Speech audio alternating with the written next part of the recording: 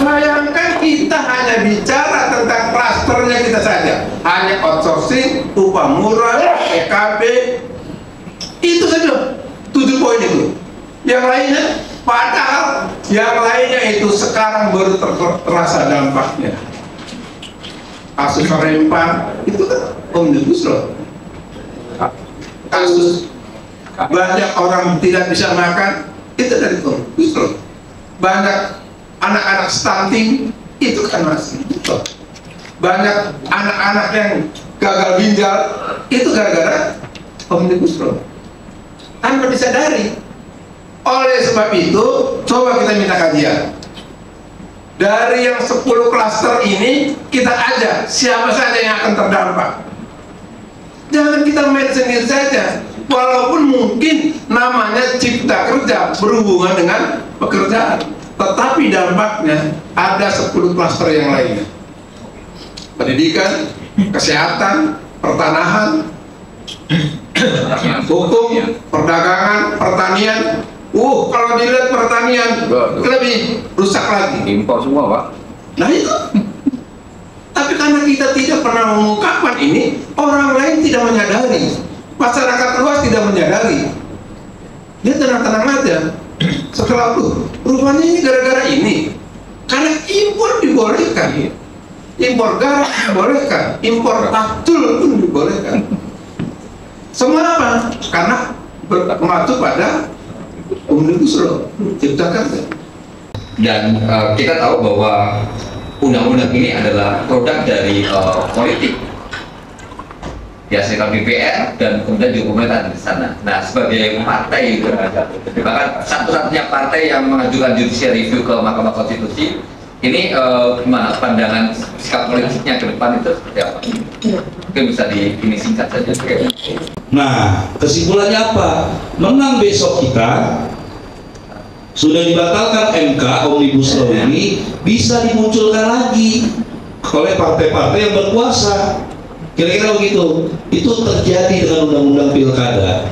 Artinya apa? Berarti ini perjuangan sangat panjang. Solusinya rebut kekuasaan, kan kita bangun kekuatan, rebut kekuasaan. Inilah nanti harus kita lakukan. 2029 kita rebut kekuasaan itu. Jadi kalau nanti kita menang pun di MK, saya khawatir 2 tahun lagi dibikin lagi tuh Omnibus Law oleh DPR sana, boleh nggak? Boleh, itu terjadi undang-undang pilkada. Kemudian usulan yang lain, aku lihat banyak usulan ya, kayak tadi ada usulan bagaimana KSPI juga membuat flyer untuk membangun kekuatan semangat perlawanan Omnibus Law sehingga federasi dan anggota bisa paham bahwa kita sudah melakukan gerakan besar itu. Ya, aku sepakat karena memang kita harus melakukan salah satu di antaranya agar pemerintah bisa mendengar dan dalam hal ini negara jadi lebih berpihak kepada kaum yang lemah seperti kita buruh Indonesia. Jadi kalau sebelum-sebelumnya mungkin kita mengandalkan aksi massa dan sebagainya, tapi sepanjang kekuatan rezimnya atau oligarkinya itu masih dipimpin sama kalangan pemodal, maka saya rasa semua regulasinya juga pasti akan memainkan kepentingannya mereka. Maka kita perlu formasi baru, ada kombinasi antara perjuangan ekstra parlemen dengan perjuangan parlemennya. Kami mengamini itu memang harus ada partai politik yang menjadi alternatif yang lahir dari rahim gerakan itu sendiri, rahim dari kelas pekerja, dan saya berharap itu partai buruh. Cuman PR-nya masih panjang. Nah, mudah-mudahan nanti ke depan ini kita semuanya sama-sama bekerja keras untuk menjadikan partai buruh yang bisa habis dengan kekuatan partai-partai oligarki. Iya, dinaikkan 100% kalau perlu. Jadi ada calon-calon bupati datang ke partai buruh, walaupun nanti rekomendasi, tapi nanti kita dari partai buruh siap mengawal. Asalkan bupati dan wali kota ini nanti akan didukung atau diusung oleh partai buruh, dia berani menaikkan upah, walaupun sifatnya rekomendasi. Itu banyak majelis hakim sekarang memutusnya 0,5% atau 0,75%. Satu PMTK-nya udah nggak ada. Jadi saya kasih contoh, misal ada buruh yang berperkara karena kesalahan berat. Kalau dulu kalau kesalahan berat itu harus ada putusan pidana, sekarang udah nggak bisa. Sama otomatis putusannya 0,5% atau kebijakan. Jadi kalau udah kebijakan 2 kali upah atau 3 kali upah, atau bisa juga suka-suka dari pengusaha. Jadi terkait kerugian-kerugian itu yang dilakukan oleh undang-undang ini, undang-undang Omnibus Law ini, kami melihatnya berarti harus diuji walaupun itu nanti dampak-dampaknya nanti yang kita harusnya uji formil sekarang yang kita ajukan menjadi materi karena batas waktu kita sempit. Nah, harapan kami ini dari Partai Buruh beserta teman-teman dari Federasi Serikat Buruh atau Konfederasi, nanti putusannya itu adalah kita dikabulkan. Jadi harapan kita nanti dari Partai Buruh itu 2029 kita masuk parlemen, dan apa yang keinginan dari kaum buruh bisa kita lakukan. Jadi hari ini kita hanya bisa melawan secara hukum atau aksi-aksi, tapi perjuangan di parlemen ini yang belum bisa kita lakukan. Jadi untuk ke depan persiapan 2029 memang harus ada konsolidasi internal, baik di internal Partai Buruhnya, baik di internal di teman-teman serikat buruh, serikat pekerja yang nanti akan ikut serta untuk memenangkan Partai Buruh. Itu semakin diberikan oleh pemerintah kita. Kepastian hukum yang saya maksud adalah kepastian hukum ketika korporat-korporat besar ingin merampas tanah untuk kepentingan bisnisnya. Itu disediakan oleh Omnibus Law. Terus kemudian misalkan merusak lingkungan, itu diberikan oleh Omnibus Law. Terus mempermudah proses eksploitasi terhadap sumber daya alam kita dan termasuk sumber daya manusianya, tenaga buruh semakin diperas dan kesejahteraan semakin menurun, itu semakin jelas kepastian hukumnya, nggak berpihak sama kita sebagai buruh. Jadi kami menyimpulkan kenapa kemudian kami harus berjuang juga melalui konstitusi maupun masih di jalanan, ya karena saya rasa pemerintah kita hari ini, baik pemerintahnya maupun DPR-nya, itu secara sadar kawan-kawan, secara sadar dia membuat regulasi yang kemudian menabrak aspek-aspek keadilan, menabrak aspek demokrasi. Udah nggak ada lagi transparansi, udah nggak ada lagi partisipasi untuk membuat satu naskah akademik dalam membuat undang-undang, itu udah ditabrak semua sama mereka. Udah nggak ada lagi aspek kesetaraan, udah nggak ada lagi aspek perlindungan terhadap kesejahteraan rakyat Indonesia. Nah, sehingga saya rasa kita nggak boleh berhenti hanya dalam konteks gugatan uji material, karena menurut saya yang kemarin aja uji material itu nggak ada uji formilnya ya, meskipun majelis hakim sudah memutuskan inkonstitusional bersyarat. Inkonstitusional artinya kan bertentangan dengan undang-undang dasar kita. Pekerja perempuan diberikan potongan upahnya katanya di bawah upah minimum karena dianggap dia bukan pencari nafkah utama dan dia harus menerima. Ini berlaku pada saat ada Permen 5 ya tentang pengaturan upah dan waktu kerja, yang kemudian akhirnya salah satu pabrik memberikan membuat kebijakan seperti itu, bahwa perempuan dia harus bersedia, pekerja perempuan harus bersedia dikurangi upahnya di bawah upah minimum karena dianggap dia bukan pencari nafkah utama, dan itu menjadi bagian dari tumpang. Nah, ini dampak buruk yang kemudian menjadi salah satu contoh bahwa ini dampak buruk Omnibus Law gitu. Belum lagi ketika PHK terjadi, karena mayoritas pekerja perempuan dianggap tidak bisa melawan, dia terima begitu aja, pesangonnya belum dikasih, kemudian juga kalau dikasih dicicil gitu ya. Ada beberapa temuan itu. Belum lagi terkait hasil riset kita yang menyatakan bahwa tentang kekerasan dan pelecehan. Kekerasan dan pelecehan yang terjadi di dunia kerja itu tidak hanya seksual doang, tidak hanya tentang fisik, psikis, tapi ekonomi juga. Kehilangan hak atas finansialnya, kehilangan akses untuk mengendalikan pendapatan dalam masalah keuangan finansial seperti upah, lembur, sangon gitu, THR gitu. Itu seperti itu. Belum lagi sistem kerja yang alih daya ini menempatkan perempuan semakin rentan karena dia jadi prioritas utama menjadi pekerja alih daya yang kemudian dia nggak punya kepastian, bahkan tidak hanya kepastian terhadap upah minimum, terhadap jaminan sosialnya juga. Merasakan itu, sudah mengadvokasi. Justru dalam konsolidasi seminar hari ini saya ingin mengajak kepada kita, karena kita muncul pimpinan semua, bagaimana untuk memastikan itu, memastikan melakukan perlawanan. Karena saya berpendapat, ya, Pak Wapres, Bung Oncom dan kawan-kawan, ketika besok MK memutuskan gugatan material kita selesai, artinya apapun hasilnya, saya mengatakan secara perjuangan nasional kita udah nggak ada medianya lagi, nggak ada sarananya lagi. Saya berpendapat itu. Karena formil sudah, material sudah, ya sudah, apalagi mau kita gugat. Kalau nanti pembentukan pasal yang lain misalkan, itu sudah tidak lagi substantif, karena pasal yang kita gugat hari ini adalah pasal-pasal yang memang krusial semua buat kita. Nah, jadi media untuk melakukan perlawanan secara nasional terhadap Cipta Kerja ini, ketika besok MK memutus apapun hasilnya, itu sudah selesai.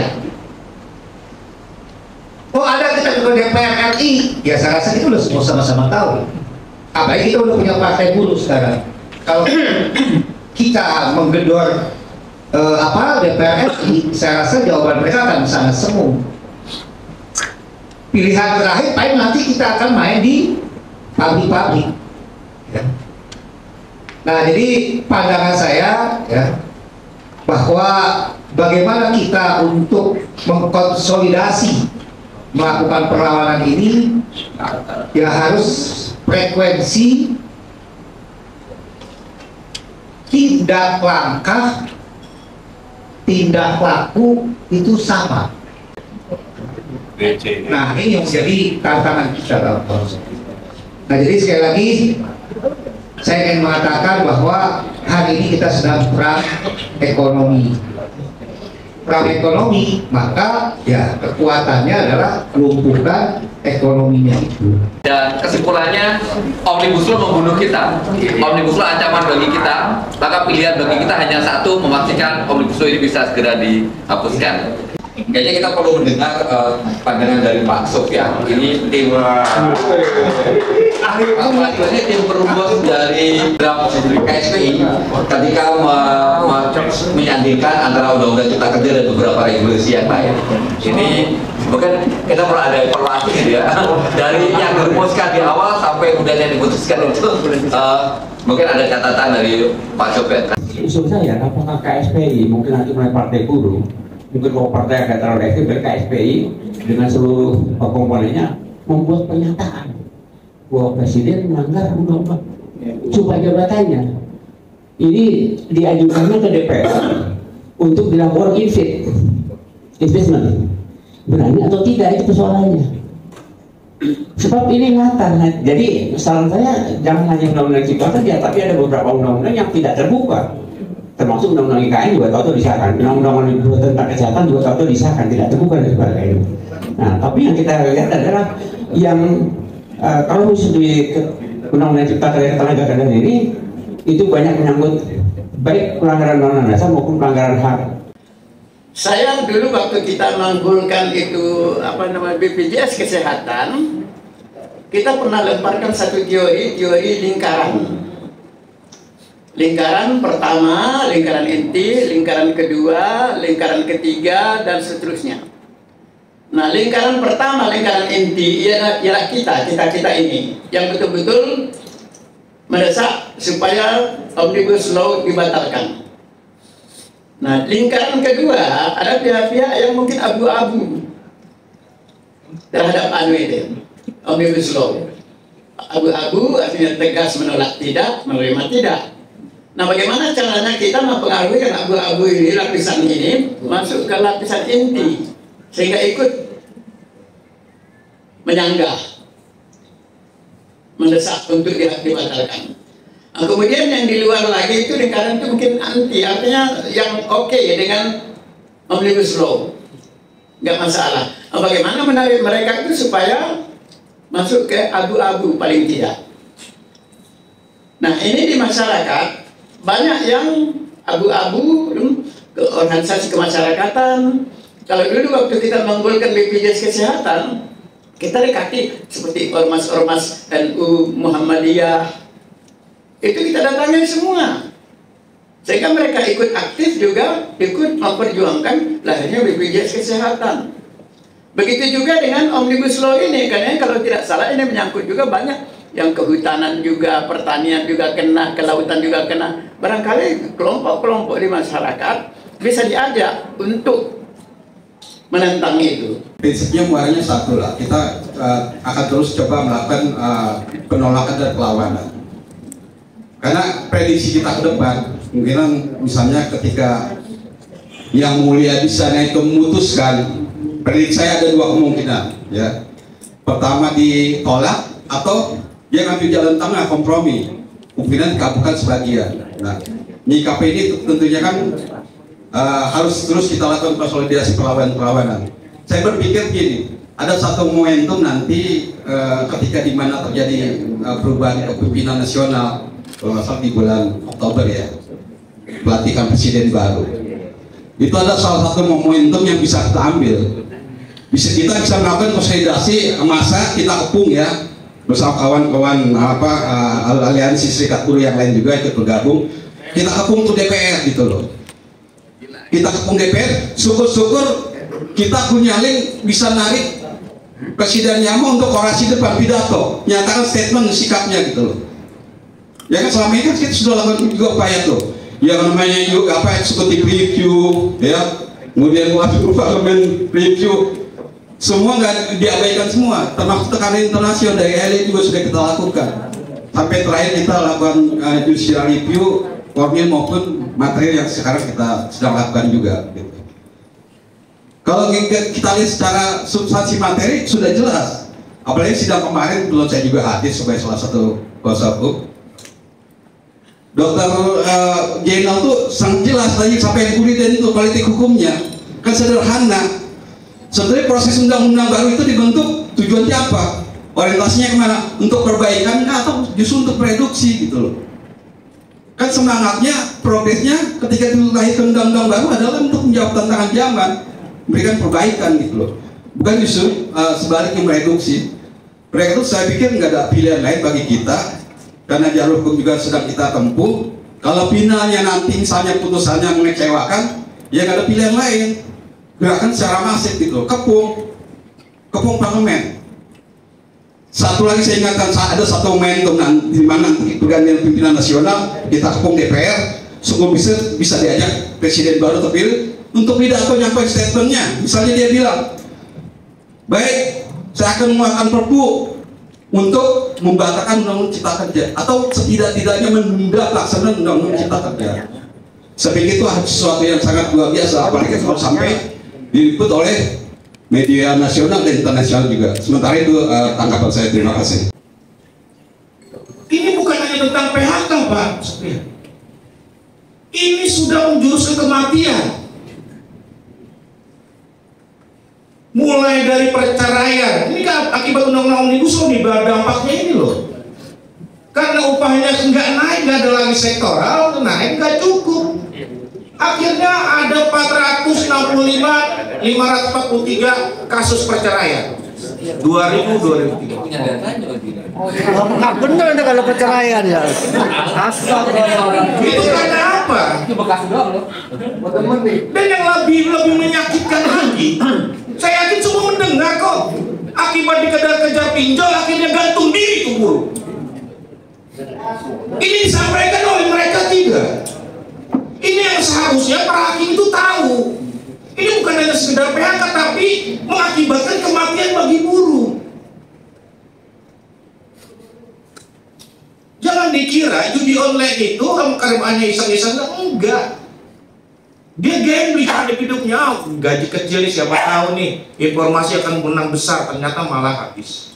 Karena duitnya habis, pinjam online. Terakhir di Bogor yang gantung diri. Ya, akhirnya apa? Dia keluar, ngambil pesangonnya untuk bayar pinjol, dia susah lagi nyari kerja, putus asa, gantung diri. Sampai segitu. Nah, kami berharap libatkanlah kami. Saya diskusi dengan Bu Presiden, Bu Wapres tadi sampaikan nggak tahu kok. Tugasnya seperti apa? Hingga Juli kemarin nggak diberikan tahu. Ini menjelang pasal-pasal ini kita yang ada di sini yang paham nih. Seharusnya dilibatkan paling tidak seperti itu. Lantas solusinya apa? Tadi sampaikan oleh Bung Dian, nggak bisa berharap. Kalau mau berharap secara politis, datengin PDI yang lagi benci Jokowi. Ini adalah produk Jokowi. Gue udah berani-berani loh. Dibilang Jokowi brengsek lah apalah oleh PDI. Kalau mau, ini politis, ayo. Karena harus ada. Kalau kita hanya nggak didengar. Orang dibilang hanya 2 minggu dengan yakin kok akan diputuskan tuh. Nggak ada pikir lama-lama lagi nggak ada kan? Nggak ada. Politisnya nggak ada. Datangi. Apa PKS yang katanya datangi? Ayo. Bikin statement loh. Ini loh, buruh udah pada bunuh diri nih akibat undang-undang Omnibus Law. Jangan cuma hanya PHK. Buruh udah pada cerai tuh. Ya, di PHK bukan hanya PHK, tapi kematian. Ini yang bikin saya yakin ketika ada yang berbicara, dia politisi, saya yakin itu akan menjadi pertimbangan kita. Kalau kita berbicara dampak dan lain sebagainya, saya kira semua sudah dijabarkan, kita tahu bahwa intinya bahwa undang-undang ini adalah undang-undang yang bobrok dan tidak boleh diterapkan, diberlakukan di Indonesia. Saya sih lebih sepakat dengan apa yang disampaikan oleh Bu Ridian tadi, bahwa kuncinya melawan Omnibus Law ini adalah melumpuhkan ekonomi. Nah, jadi bagaimana kita melakukan itu? Mungkin dari sekarang ya kita semua konsolidasi ke wilayahnya masing-masing untuk mempersiapkan gerakan itu.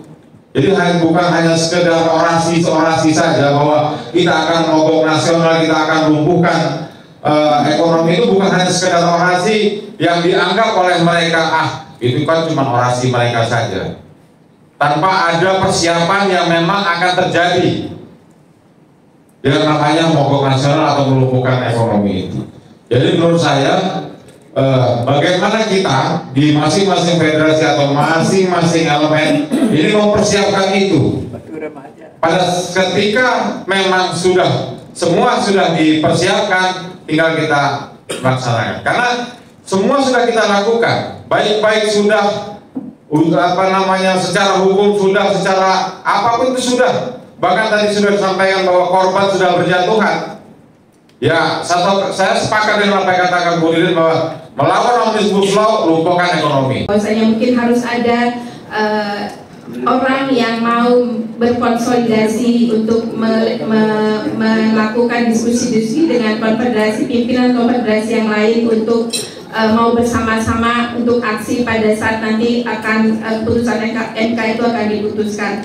Kemudian lagi untuk khusus KSPI adalah supaya kita terutama yang afiliasi dari KSPI nanti bisa lebih paham lagi, mungkin perlu membuat semacam flyer-flyer Mas Kahar, apa yang dilakukan KSPI dan apa yang harus dilakukan oleh konfederasi. Kemudian kita buat misalnya di dalam sosial media kita, menjelang kita akan melakukan aksi itu kayaknya perlu dilakukan terus-menerus. Kemudian juga supaya girohnya, semangat bahwasanya kita semua saat ini memang dalam keadaan genting dan harus turun.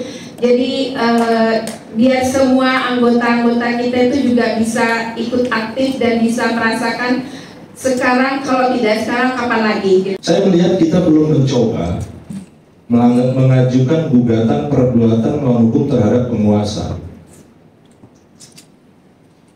Sepertinya mungkin kalau boleh usul nanti kita buat satu diskusi, apakah kita bisa mengajukan gugatan perbuatan melawan hukum terhadap penguasa. Ada dasar hukumnya, tapi materinya nanti perlu kita siapkan supaya kita buat. Kalau kita menguji lewat GR sudah beberapa kali dan kita tunggu saat ini, tapi kedepannya atau setelah putusan MK ini nanti seandainya diputuskan diterima tapi PP-nya masih berlaku seperti tadi Bung Ridan, Bung Pramidi mengatakan, ketika di putusan MK GR itu dinyatakan inkonstitusional bersyarat 2 tahun, tapi pemerintah mengeluarkan PP, Perpu, bukan, PP turunannya, PP 35, 36, itu padahal disuruh tunggu kan, 2 tahun. Mau tidak mau tetap jalan. Merugikan kita sebagai pengurus serikat buruh, anggota kita bekerja. Nah, ketika dia melakukan perbuatan merugikan kita, maka secara hukum itu masuk perbuatan melawan hukum. Boleh nggak kita mengajukan gugatan perbuatan melawan hukum terhadap penguasa? Boleh. Tapi harus kita cari dulu nih materi kita, bukti-bukti kita harus kita perkuat. Nah, mungkin itu usul saya ke depannya, kita berpikir untuk mengajukan gugatan perbuatan melawan hukum terhadap penguasa. Bagi kami FPTHSI jelas salah satunya menolak Omnibus Law ini. Sebenarnya Omnibus Law ini berpengaruh juga ke kami. Salah satunya dalam beberapa bulan ini saja ada inisiasi P3K paruh waktu, yaitu yang hanya 2 hari, 3 hari untuk itu. Alhamdulillah juga sih sebenarnya inisiator yang P3K paruh waktu itu kemarin dijemput oleh KPK di Bandung, karena kita ya mungkin ada doa-doa yang berjolimi lah dari honorer itu, akhirnya ditangkap inisiator yang P3K paruh waktu. Jadi prinsipnya kami dari FPTHSI ikut nimbrung dalam perjuangan penolakan Omnibus Law ini. Mungkin masa aksi atau mogok nasional oke, dengan masa yang sama coba sekali-sekali agak jalan dikit bikin istighosah kubro gitu bang, di HI atau di mana gitu, dengan masa 100.000 kan kita kan nggak rusuh bikin istighosah, doa kita serah aja, mudah-mudahan sih dikabulkan. Terima kasih dari saya itu bang. Pihak-pihak atau serikat yang secara organisasi menginstruksikan untuk mogok, tapi di tingkat PUK cuma sebagian yang mogok atau yang libur saja yang melakukan aksi, itu akan menjadi barometer nantinya kekuatan buruh. Ini langkah kita terakhir kan untuk mengawal Omnibus Law, jadi strateginya nggak bisa yang sekedar cuma sekedar apa ya, nggak matang gitu loh bahasanya. Kita sering banget gitu. Mungkin bisa juga saran-saran yang tadi masukan bisa bergabung dengan elemen-elemen lain, terutama mahasiswa dan juga mungkin sekarang kayak ojol dan yang lain itu kan juga sebenarnya mereka juga terdampak, hanya saja memang mereka tidak terstruktur sebagai buruh yang terafiliasi atau terdaftar yang jelas gitu loh, seperti itu. Mungkin itu saja dari isi seperti itu. Hanya saya mau aja, kita wajib berusaha semaksimal mungkin. Setelah itu tamakal doa. Mudah-mudahan Allah meridhoi atau menjabahi cita-cita kita. Prinsip kita adalah berusaha semaksimal mungkin sampai seharusnya itu bisa berbuat. Kalau tidak, kita bertawakal kepada Allah, mudah-mudahan Allah meridhoi kita, menjabahi kita. Terima kasih atas kehadirannya. Insya Allah kita akan dijabah oleh Allah Subhanahu wa Ta'ala. Satu, bahwa dari semangat para pimpinan Federasi Afiliasi KSPI, kami KSPI sangat yakin bahwa ketika kita sepakat turun tanggal berapa, maka kalau itu akhirnya adalah aksi, maka saya yakin insya Allah semua akan bisa turun, tidak seperti kemarin-kemarin tapi bisa maksimal 20.000 dapat itu ya, amin. 20.000 kecil mas sebetulnya. Kemudian yang kedua, dari beberapa hal yang tadi disampaikan, yang tadi saya lihat teman-teman dari di PUK, di grassroots sebetulnya siap ketika melaksanakan mau melakukan mogok nasional. Mudah-mudahan ini bisa juga terrealisasi ketika akhirnya diputuskan bahwa kita akan mogok nasional. Artinya apa yang dikatakan, disampaikan dalam forum ini, kita berharap ini juga bisa benar-benar realisasikan. Kemudian kaitan dengan flyer, saya yakin media sudah mempersiapkan segala sesuatunya. Ketika ada masukan seperti ini, segeralah untuk nanti para pimpinan federasi untuk mempersiapkan diri juga menyampaikan dan menginstruksikan ke bawah agar ini juga disebar. Termasuk para pimpinan federasi, walaupun ini belum ditentukan kapan aksinya atau kapan bentuk kegiatannya, tidak ada salahnya juga sudah mulai menginformasikan, mulai melakukan konsolidasi ke bawah.